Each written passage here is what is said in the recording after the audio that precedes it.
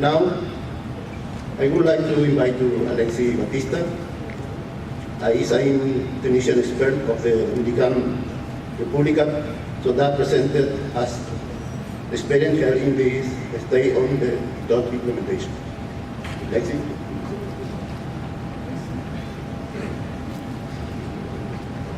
Let's see what is.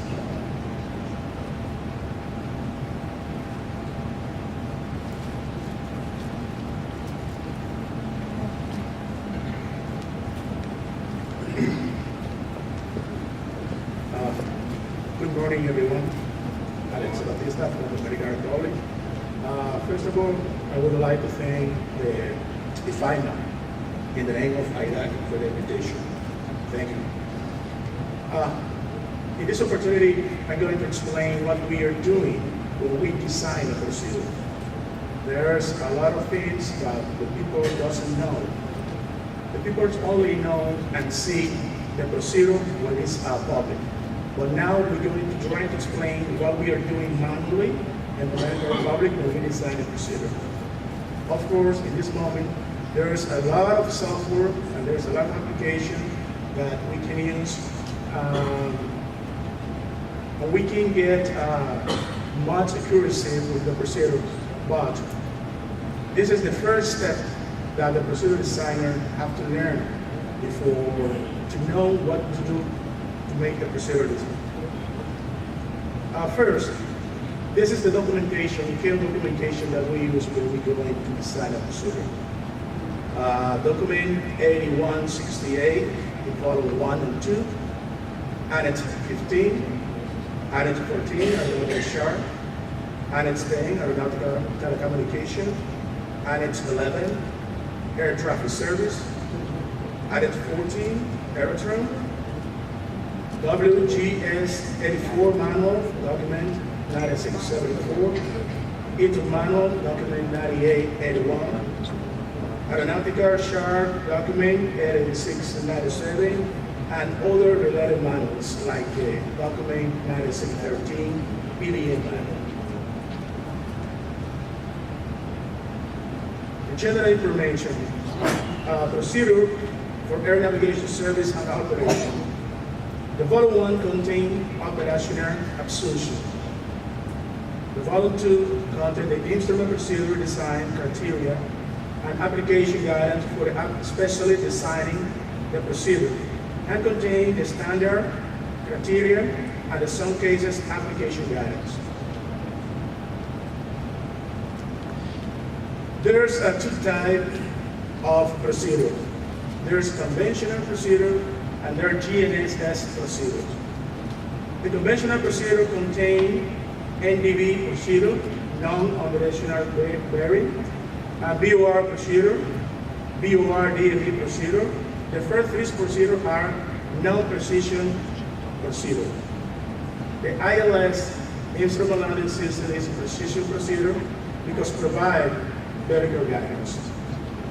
As you can see in this picture, in conventional procedure, the aircraft fly from one facility to another. That's occur that the aircraft had a long wait to record, and for this reason, a long way, there is a major trajectory of the aircraft. In GNS procedure or INAV navigation, the aircraft flying from one point to another with the reference of the GPS or the GNSS with a geographic coordinate. There are two types of navigation specification. RNAV specification is a specification designated that does not include requirement for onboard performance monitoring and alert. And the RPA and the RNP specification include requirement of onboard monitoring and alerting.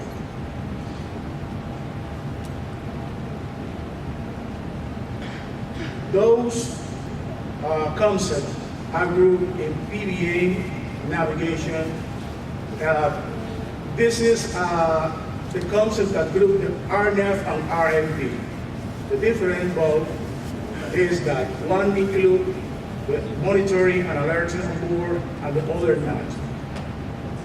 The state are responsible to assume any specification in order or in what kind of aircraft visit the country.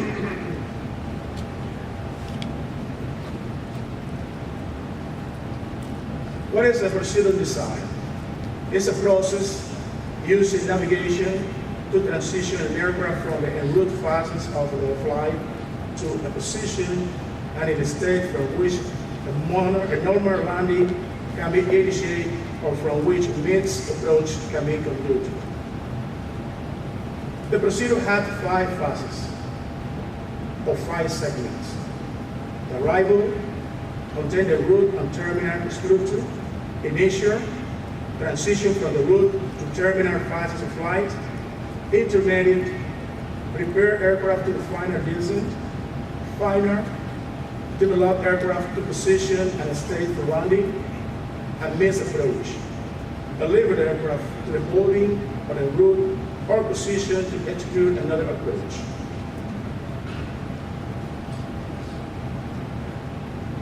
The terminal features include, though are not limited to, initial approach feeds, intermediate approach, final approach, and only. When necessary, the feeds mark the mid-approach point and the turn point. How we control or how we design the procedure.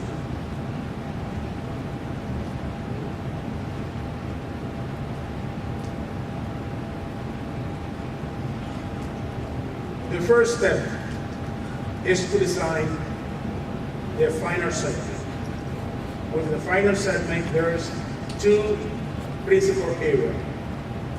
The primary area for autocore data and the secondary area. We, in this area, evaluate all autocore that can be essential for the flight. At this point, this is the most important segment of the construction of the procedure because this is the final landing path of the aircraft. After that, we design a missed approach segment. The missed approach segment is like a domino effect. First, you have to organize the parameters to the final approach segment, and in case of there's any variation in the approach segment, you have to change your parameters in the segment file.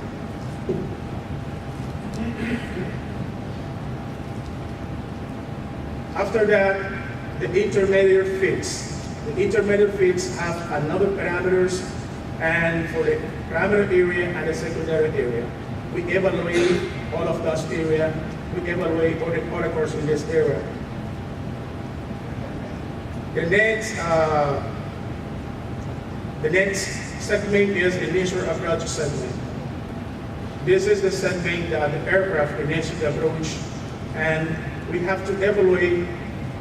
As you can see in the figure, that when we are far of the final segment, all the area are increased. The secondary area and the primary area are increased. The last segment is arrival segment. It's the segment that aircraft commence the approach. The parameters are not the same in each segment.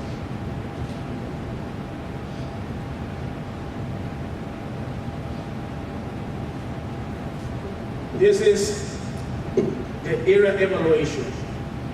In this area, we evaluate all the autocores that can be essential for the flight. At the end, this is the profile of the aircraft. This is the procedure.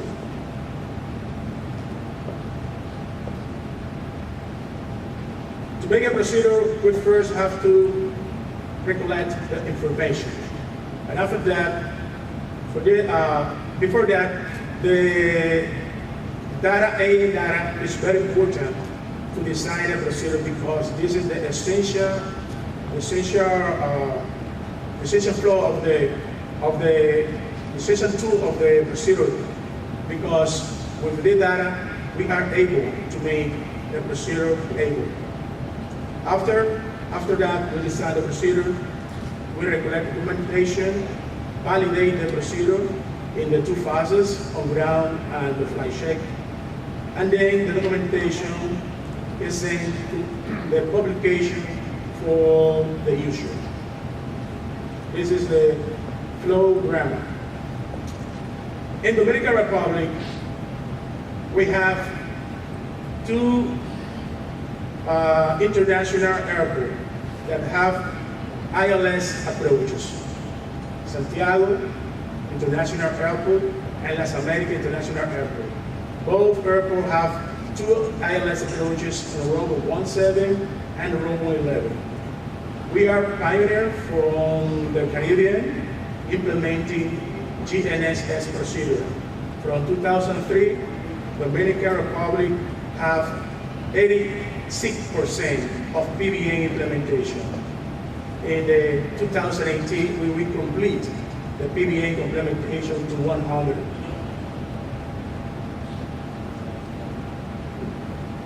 The result of the development was the reduction of the fuel consumption and CO2 emissions by creating more direct path, not having possible to draw with conventional navigation sensor.